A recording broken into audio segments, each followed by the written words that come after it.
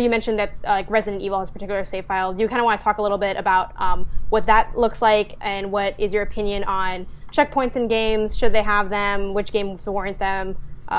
Especially now with so many games where you can just kind of save them whenever, or games that autosave. What are your feelings towards that? Sure. Yeah, I think that...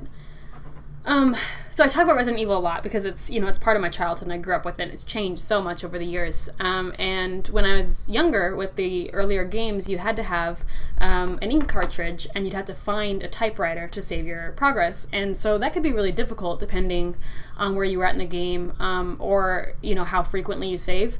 Because with a horror game type of feel, when it's just like everything's scary around the corner, you kind of want to save all the time, because you're scared. And it's like this safety blanket. But you can't do that on Resident Evil. It's like having ink cartridges makes it so that there's a limited number of times you can save, period. So you can't save every 2 minutes, which is what I do in any other game. I just save every 2 minutes. I get really neurotic about it, actually. So neurotic about it that I start to think I can do that in real life. I don't know if that's happened to you, but you're like, better save, before I go in to take this test, or I better save before I encounter this like emotional experience in my life. But with Resident Evil, you have to sort of pace yourself, so you might feel like you have a lot of ink cartridges, but there might be less later in the game, and so you have to hold on to them and decide when is it worthwhile to save. And I like that. I like that for Resident Evil. It feels really true to the game itself, because there's a lot of risk, there's zombies everywhere, things are scary, it's a risky game, and it sort of requires you to get into that mindset a little bit more. I always think that a lot of times I'll look at games my little sisters are playing. I'm really bagging them a lot today. I hope they don't watch this video.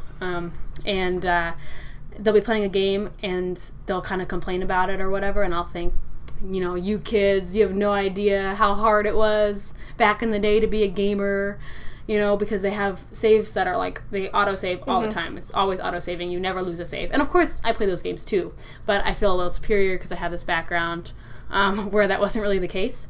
So I'm not sure. I think for some games it just makes sense for it to be autosaving. I mean, it's not something you want to be thinking about all the time. For like RPGs and stuff like that, I think it's perfectly fine. But I do think it adds a different level to the gaming experience when you remove that, just because it's so expected.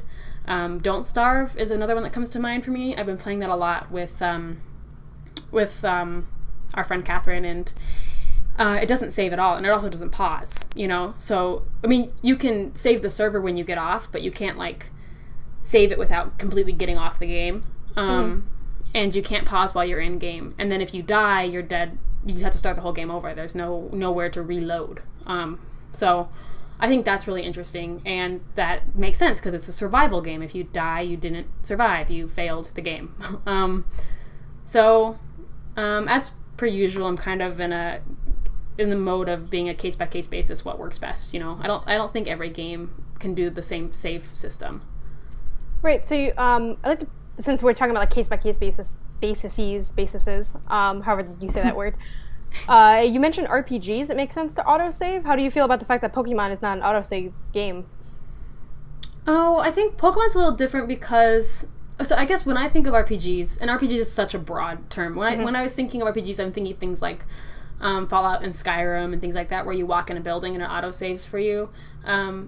But for games like Pokemon, it sort of has a system set up in place where it's like, you're going to go in and fight a gym leader or face the Elite Four or something like that. And so you kind of, it's part of the ritual, saving before you go in to take on this big battle. And there's other RPGs and stuff that are like that, of course, that are more level-based or more, there's a system, there's this part, and then you have a boss or whatever. So you're always going to save before you get to the boss, in an RPG. And that's just part of the sort of experience, so you get trained into doing that. But for a lot of like open world RPGs and things like that these days, it's not so much the case. You're not going to have sort of a linear plot line where you know when to expect danger. Yeah, but then so you mentioned that it makes sense because you're going to save before you do like which in traditional games that do make you save like whenever you feel like saving. So like Ratchet and Clank, Jak and Daxter, things like that. I get that you save before you get to the... Well, I don't know. It's kind of weird because why do we... I guess we just save out of paranoia because it's not like we lose the checkpoint that we were just at. So I guess maybe it's just the tradition of like making paranoid gamers. Like I don't, because in Pokemon it's not like if you die, it's not like you lose like, I mean you lose some money because you like pay them for like dying, which is weird, but like other than that nothing really changes. It's not like you like lost some of the progress that you made. It's not like you can get a game over in Pokemon. That doesn't exist. Right. So I guess it's kind of weird that it doesn't autosave. The only thing I can think about of why is to just be in tradition of how the game is, which I think is kind of silly in some ways because like I don't know, like I feel like we don't need to keep traditions if they're not like useful anymore. But I guess it's just trying to keep in that tradition of like you have your Pokemon log of things, your little diary that you write in your room.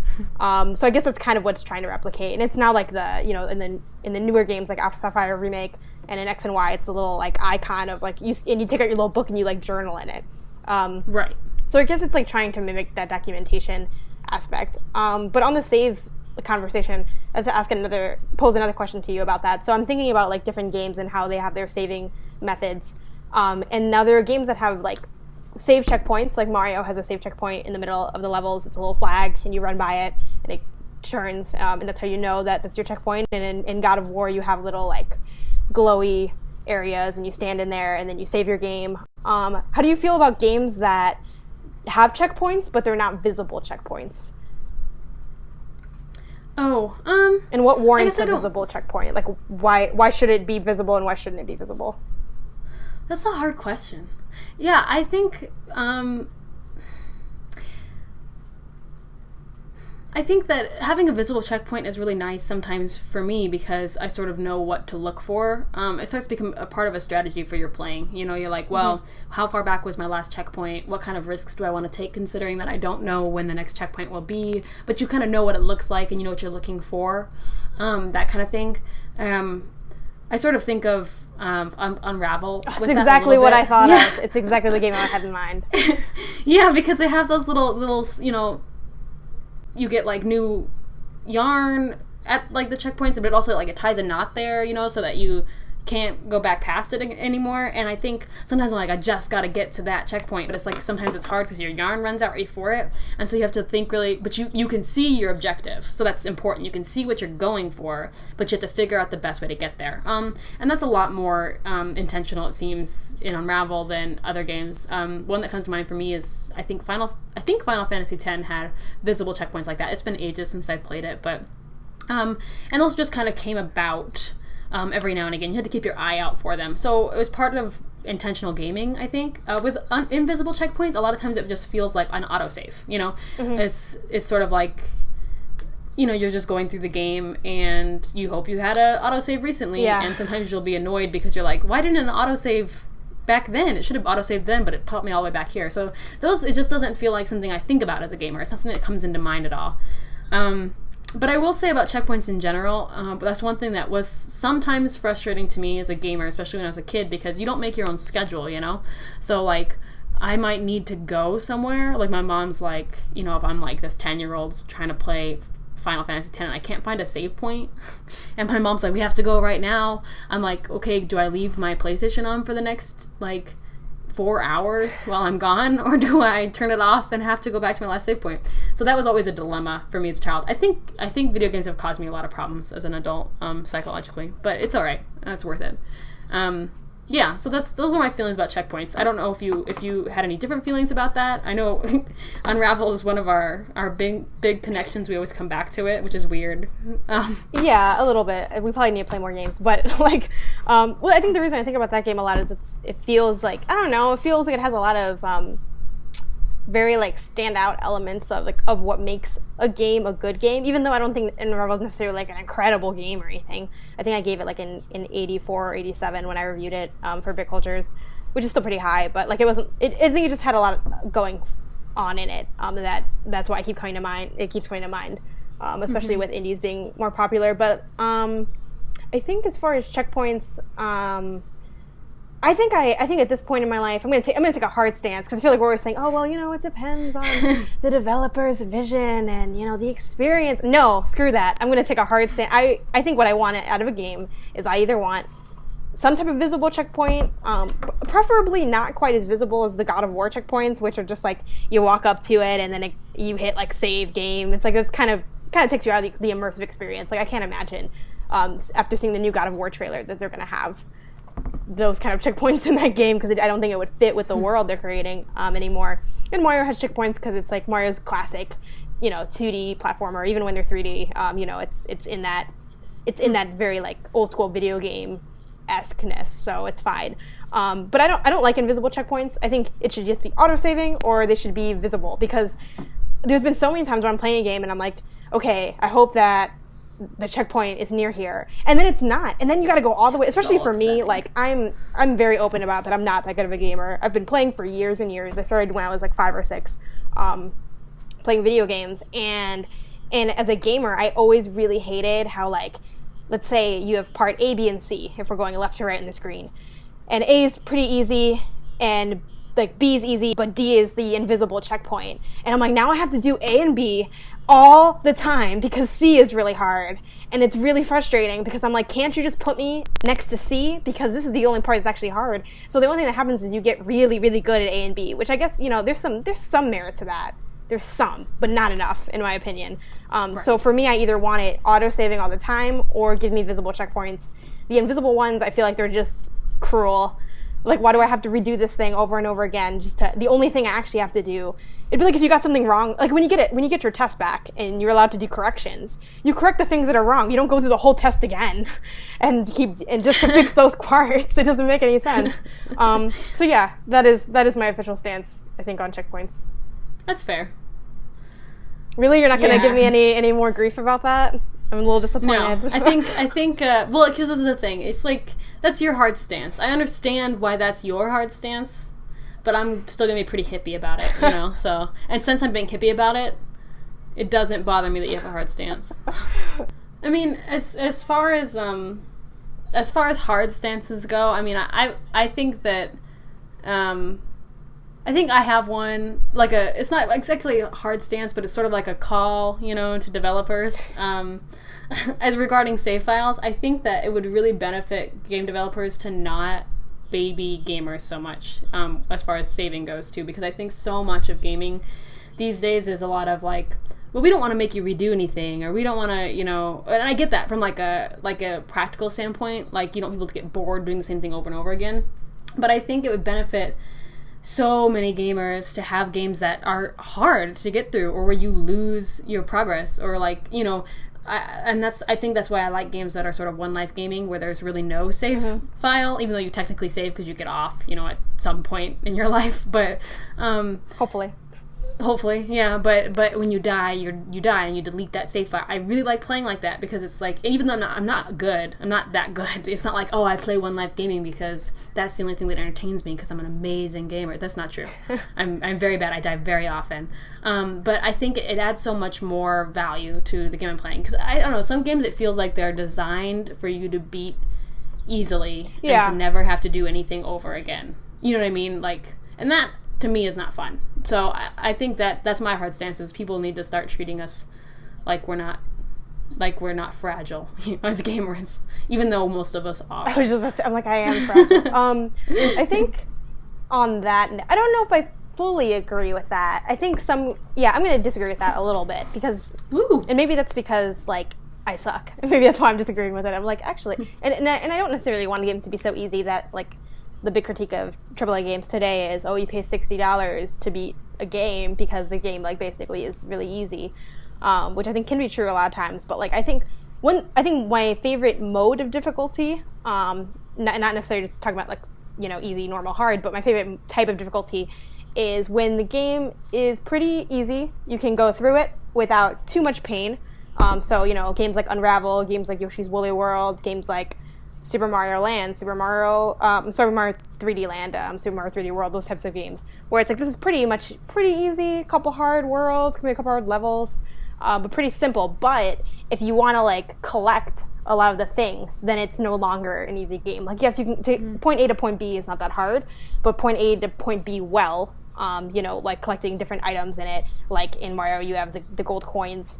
In Yoshi, there's, like, you can get pieces of yarn, you can get, like, some other things. So there's, like, a couple different things you can, like, collect if you were going to completionist it. And even though I'm not a completionist gamer, I like games that kind of offer that a little bit in lieu of just being hard. Like, Unravel's not a hard game, but if you want to, like, get all the little, I forgot what you collect there. You collect the big heart things, but, like, you also collect something else, and I don't remember what it was. But, so I like that, because then it can kind of be like, if you just want to go through it, you can, but if you want to go through it well, you can also do that, and that's an added challenge, as opposed to just, like, flying through it. So I think that's my favorite mode of difficulty, as someone who also kind of just sucks. So... I think the thing though about having games that are too easy though, like even when we talk about Unravel, I liked Unravel. I'm only ever gonna play that game once. I probably won't play it again. I mean, unless I feel like an itch, like I'm like, oh okay, it'd be really nostalgic to go back and play Unravel. Like then I'd play it, and I recommend it to people, but I'm not gonna play it through and through and through.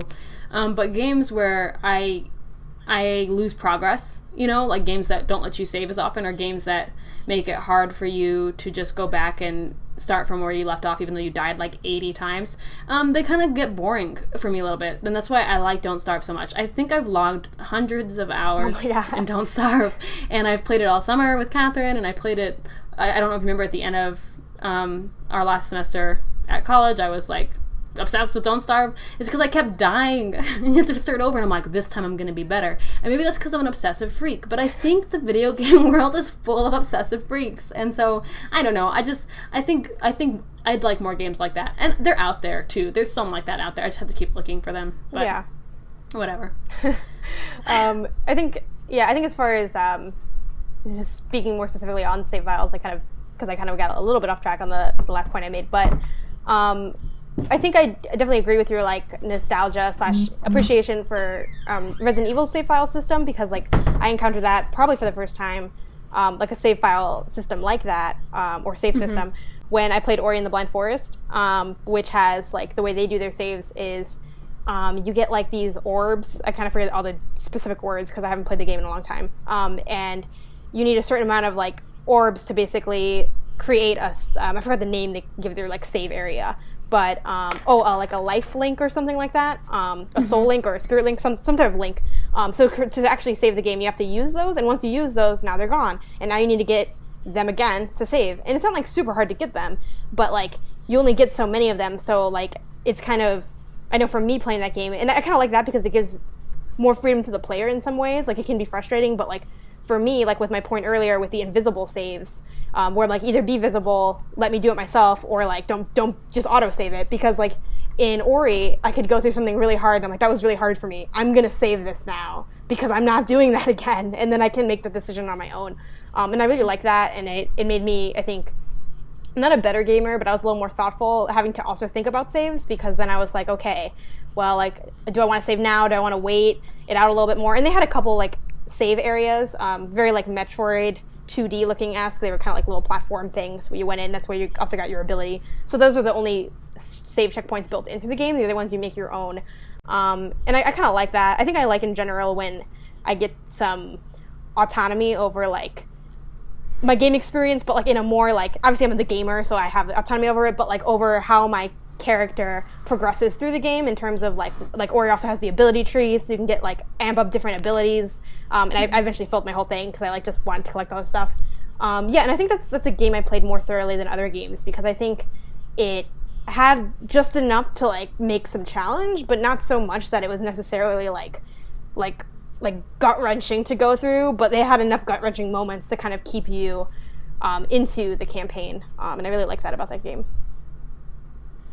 Yeah, I don't. There's so many aspects of video games to consider, and so whenever and maybe this is why I don't take as many hard stances, like we were talking about, is because if I feel like if I take a hard stance on save files, for example, I'm like, oh, but what about, is this going to affect the narrative, or is this going to, affect whatever? It's all, I don't know. So a lot of times I feel pretty wishy-washy about stuff like this, because even when you're talking about, like with Ori, I'm like, oh, that's so great, you get to do this and that, whatever. And just thinking about all the elements that come together in a game to make Ori and the Blind Forest, or to make a different game what it is that they all have to work together in a certain way. And I think the same is true for save files, and it's an often overlooked aspect of the game development, I think. So I'm glad that we've spent like half an hour really hashing it out, because I don't think it gets enough attention. I think it's important, save files. Yeah, absolutely. I mean, that's kind of the whole point of of the game in some way, because I mean we play it to beat it, and to beat it to whatever extent that works for us. So whether that's like doing all these achievements, or just going through the campaign, or maybe doing it one lifestyle, I think at the end of the day, it's all about having that progress saved and having something to show for it, and that's really why we play games.